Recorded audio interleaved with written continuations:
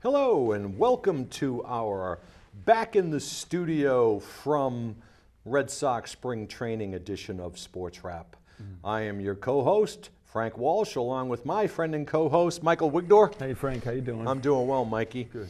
And folks, you might remember last week there were a lot of things up in the air. Thankfully, the snow of them were up in the air for one of them. It didn't come down. Yay. And the other thing was that the Red Sox were settling down in spring training. No major stories out of there. But we did leave you hanging with a couple of question marks, Vince Wilfork was giving his walking papers, and we have been on edge for the past week, waiting until the trade deadline to find out if the Patriots would sign or not sign Darrelle Revis. And unfortunately, you can probably tell from the tone in my voice and the looks on our face, Mr. Revis has gone back to that uniform from which he originally started. So, Mikey, Yeah.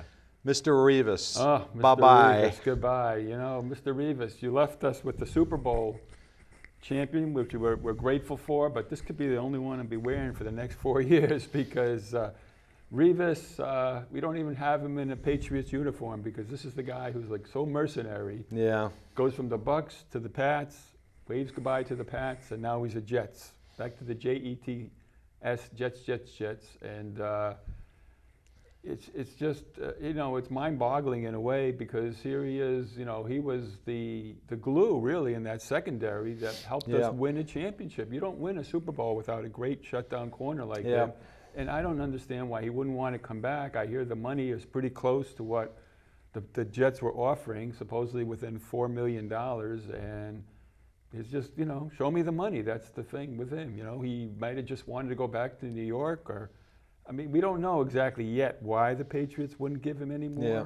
But, their chances of winning another Super Bowl go way down. At least as of right now, I mean, it's still only March 11th, but right. That's definitely a cut in the heart for that defense. And yeah, these guys are not found on the street like top corners. Exactly, and especially since especially what's disappointing about it was since the Patriots were making other moves, seemingly to keep Revis. They restructured some contracts. That's right. Did they restructure Brady again? Did they do something to Brady's contract? No, Brady's already been done. But what they did they restructured some contracts. Wilfork. They actually let Revis. They had Revis for next year, but only as they called it a placeholder because by not giving him the tender, the $20 million.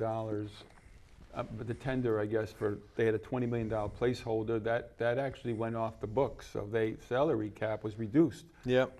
With the moves that they made, and they had plenty of money to give him. They had $20 million in salary cap savings.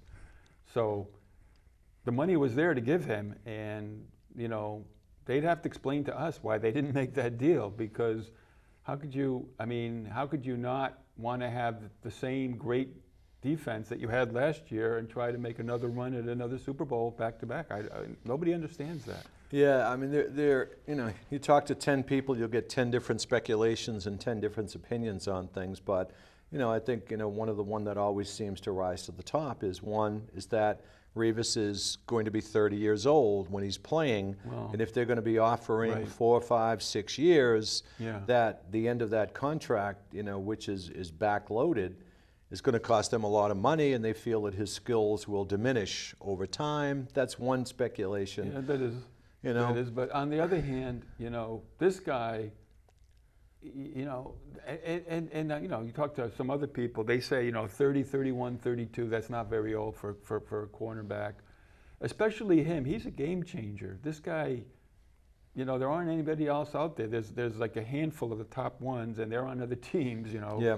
And he was the one that was available. We had him, and besides Richard Sherman and maybe this guy Patrick Peterson, he's the best, and he deserves to be paid for the best. He delivered on what he told us he was going to give us, and he brought us to a Super Bowl, and without having somebody like that, we are nowhere near the favorites to repeat. Right. We have to change our defense completely around without him. We don't have the man coverage that we can do without him, and you know, supposedly now Browner also, they let him go explore, and instead of picking up his option. So I wish somebody would tell us what the Patriots have in mind, because all we look at right now is this cover 2 zone defense. And I'm sure, you know, with Belichick's history being as, you know, transparent and as open as he is, I'm sure that he's going to come out. Found that out, right? Yeah, I'm sure he's going to come out and tell us every detail of doubt. why they did this. I mean, you know, he's probably at home writing out that explanation right now. What's that famous expression of his, Frank, that we've already used on the show? Whatever is good for the team. That's right.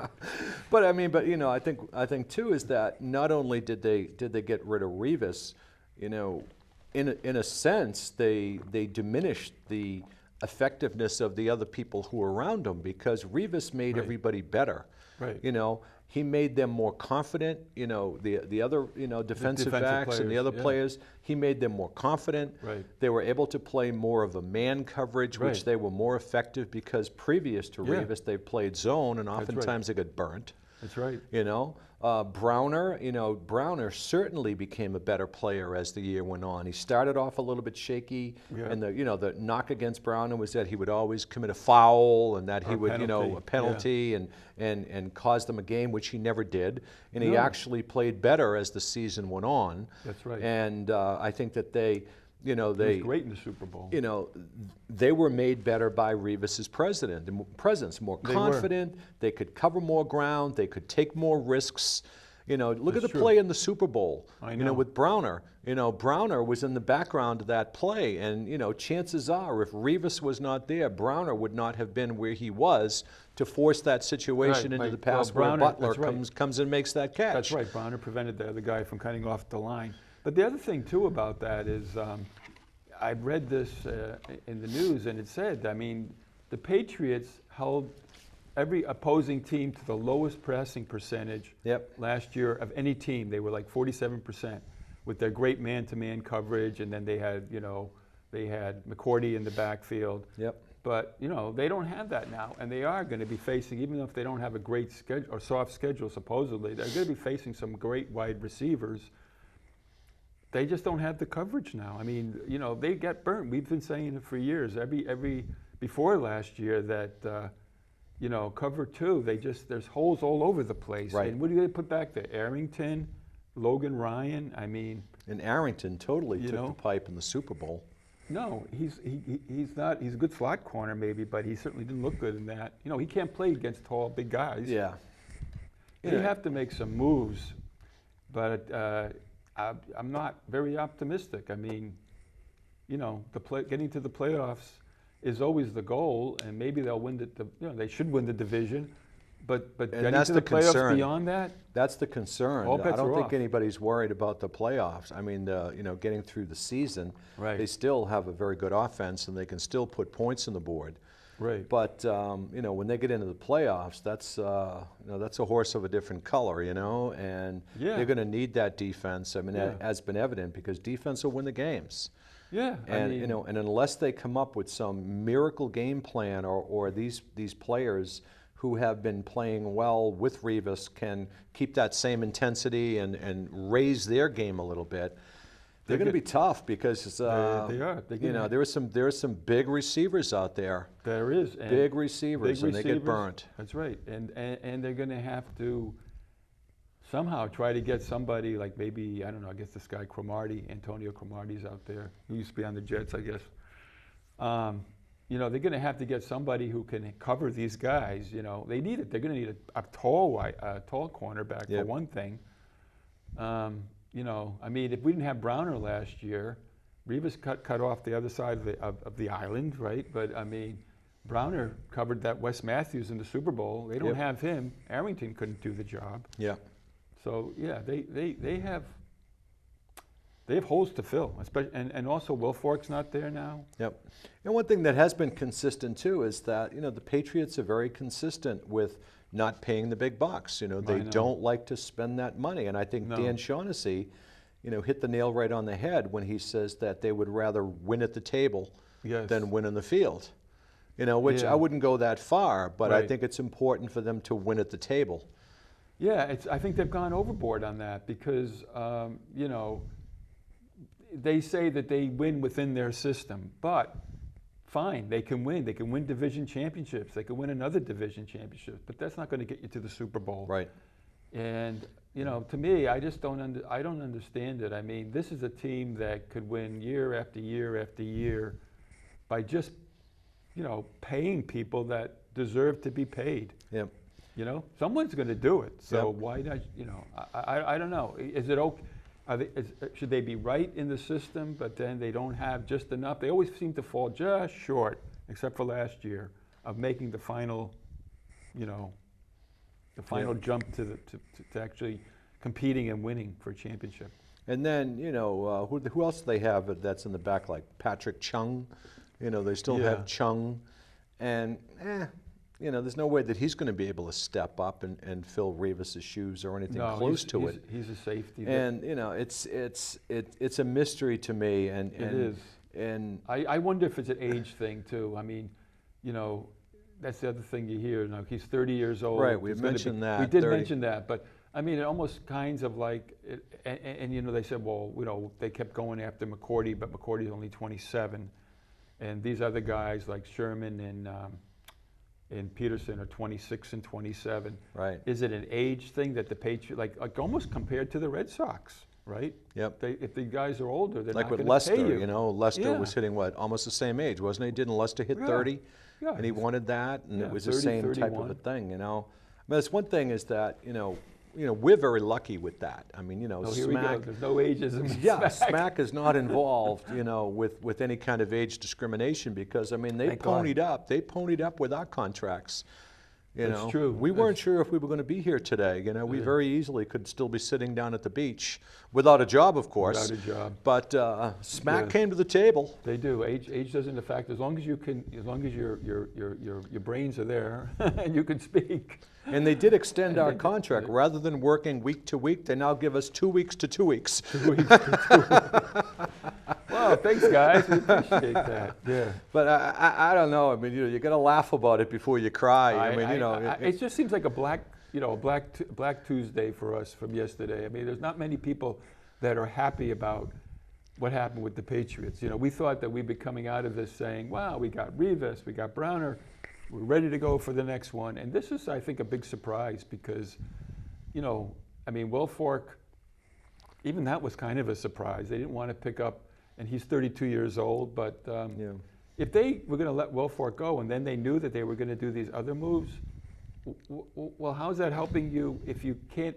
You have to have a strong defensive line then, at least, you know, to Yeah. help out your secondary. You know, and There's so many holes. Exactly, and to you know, paraphrase our great intern and former guest on the show, CJ.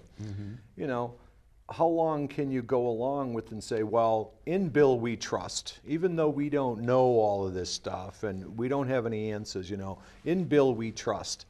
How long can we do that? I mean, how long can we trust Bill? Well, you know what some it of is? his moves over the last couple of years have not been the most prudent for Well, the you team. know what it is? You know what it is, though? The thing is, he won the Super Bowl last year, so now it's like... He's getting a pass. You know, we But- can. Yeah, sort of like the Red Sox, you know, and unlike the Red Sox, they're not going to the type of team that's going to go down to the basement. No. They're still going to win 11, 12 games, but they have holes, and they're not. I mean, look at what Seattle did. Seattle went out and got Jimmy Graham, the tight end. They got a great wide receiver. Yep. They got a cornerback to replace the cornerback that went on free agency. Marshall? Brian Maxwell? Or Maxwell, something was like it? that. There's an Maxwell? M in there. Yeah, so they got that. They filled that need. And so they go out and they fill a need and makes them stronger. And they got Marshawn Lynch. So, I mean, they are the clear favorite to get back to the Super Bowl. Yeah, and the one thing Patriots about are Revis not. leaving is that even though he's gone to the Jets are still no threat. Exactly. You know, and you know, he may help the Jets win one of those games. I mean, the Jets always seem to play us tough anyway. They do. So, you know, maybe we can, you know, include one of our future losses to the Jets, you know. They do. But they're not going to go anywhere. I mean, No. Revis is not going to turn them into a playoff team, No. I don't think. You know, they have no quarterback. They have No. nothing else. That's the whole thing. They don't have a quarterback. So you look at that and you go, okay, Darrell Revis, so fine, you've got the money.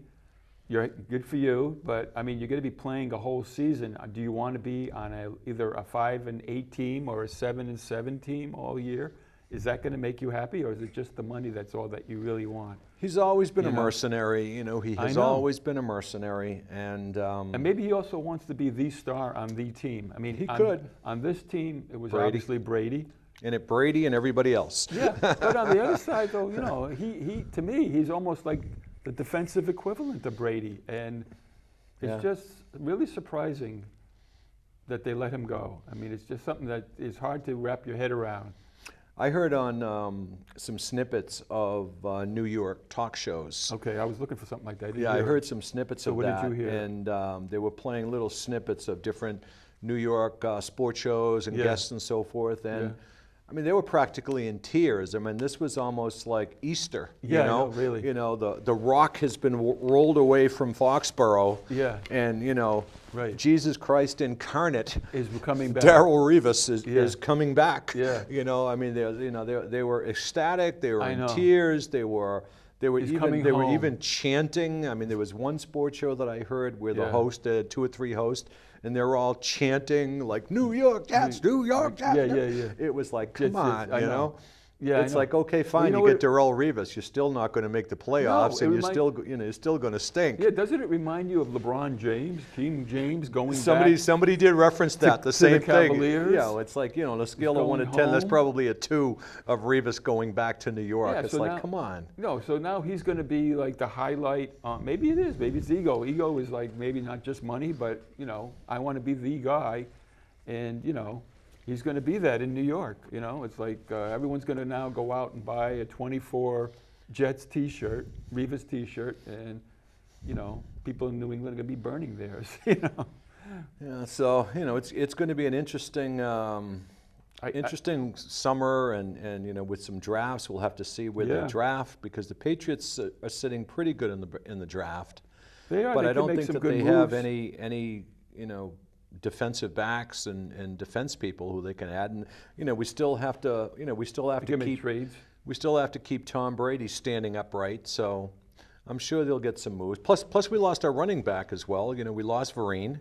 Yeah, nobody seemed to care that much about losing him. They're They didn't want- replaceable. they The didn't want- backs are right, replaceable. They are replaceable. I heard that they're looking at Reggie Bush. I heard and that. He, yep. And he would be a nice addition. He's a tough runner and he could catch.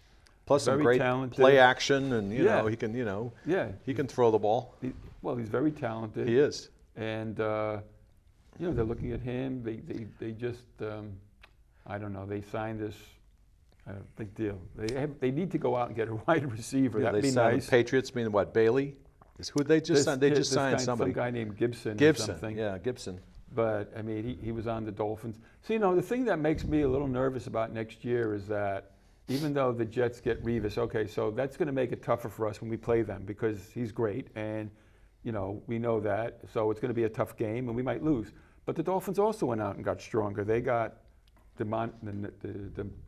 can't pronounce his name. Sue. Yeah, Dominican. The Dominican Sue. Right. And so they're going to be a tougher team than they were last year on So defense. the Eastern Division has bolstered itself. It's bolstered, and Rex Ryan, and we know that the Bills have a good defense, and they just got LaShawn McCoy from the Eagles, so they're trying to build their team to be a better, offensive player. Yeah, they have so, the so defense. the Eastern Division may not be a cakewalk for the Patriots next year. Right.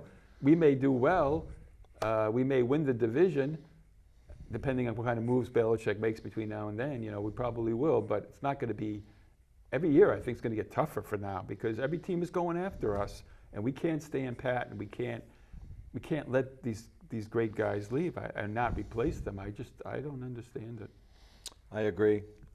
So But anything anyway. else that we can try to squeeze the blood out of the Patriots stone? Is there anything else there? I can't really think of any Patriots crap. I mean, there's nothing good to talk about with Patriots today. I know. So I guess we could segue to the Red Sox. The Red Sox. What's happening with the Red Sox? At least we had a good trip. That's true. Wish we could have brought back a little bit more tan. I know, not enough tan, and we got to speak to some of those guys down there. Yeah. Pedroia seems like he's ready to go, and Poppy is looking good. It'll be interesting to see. Now, I haven't followed any games. Are they actually on the spring training games using these new rules to keep people in the batter's box? I have not heard that. I have not listened to any of the games, and you know, I've been following them from afar, and they've been looking pretty good. I mean, they're pitching as well. Been really good. Masterson pitched 3 scoreless innings the other day. Yeah, they're hitting the offense. Bogarts is hitting the ball. Pedroia's been hitting the ball. Wade Miley pitched well the other day too. Miley pitched well. Porcello had a couple of good ideas. Yeah, they're all pitching pretty well, and far. they're all talking camaraderie and teamwork as well. That they have that feeling that, you know, everything is clicking. Right. But you know, I think that it's going to be a wait and see with that. I don't think that anybody is really jumping on the bandwagon because, you know, Rivas has dominated the news, so the Red Sox have kind of flown under the radar. Yeah. As with the Bruins, you know, the Bruins have been playing really well. They're playing 6, 7, 8 games in a row now where they're playing like the old Bruins that we knew. They have. They've lost a couple of close games and shootouts, but they have won. Like Marchand the other night had two goals, which was helped win in overtime, and then they won last night. Yeah, they need to. They're very close to. Yeah, they're in the 8th spot, and there are a couple of games, and you know, it would look like they would face their old nemesis Montreal in the first round, which is not going to be a good thing because. You know, their goalie is playing Vezina quality, and Montreal is playing real well. Yeah, Montreal, they're number 1.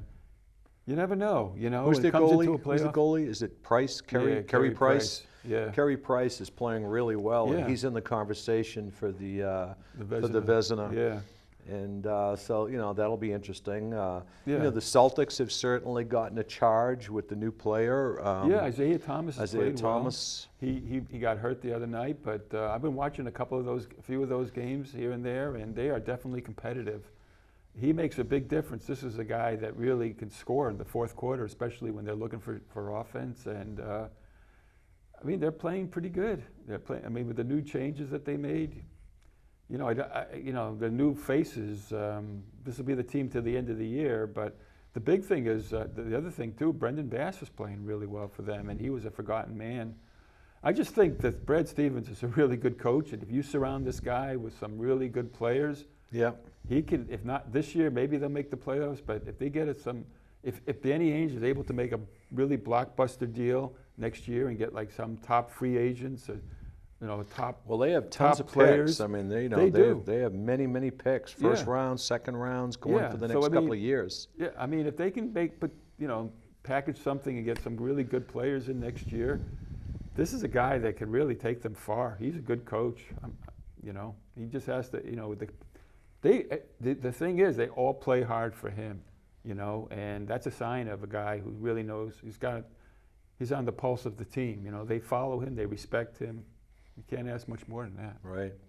And I know, you know, we have a few minutes left, and I think that we talked about it a little bit on the last couple of shows, is, you know, about what's going on with the Olympics now and the news that has been coming out with the Olympics about what these consultants are being paid. Have you seen that or followed that a little bit? With Deval Patrick and some of the other people. Patrick, yeah, he's involved in that. Yeah, he's taking the role of like Mitt Romney. He's being a consultant, and he's getting $5,000 a day. $5,000 a day, yes, for when he lobbies, and all of his cronies who were his campaign managers, finance managers, all the people who were involved in his political circle are all working. Many of them are all working on that committee. And they're making $300,000, $350,000, $150,000, $100,000. They're making this ungodly money. Now, of course, they can say, well, hey, there's no public money involved and this is all private. But come on, you know, we know that down the line that is not going to be the case. I mean, show me a successful Olympic city that has not gone into debt and into hock afterwards. That's right. And who's going to end up paying for that? We are. The taxpayers. Yeah. So no, I don't get it. I'm not in favor of the pay of them having the Olympics. The Olympics. I'm not either. I just don't see it. There's so much infrastructure that would have to be built. There's no way to get in and out of the city now. Yeah. How are you going to? What are you going to do about that?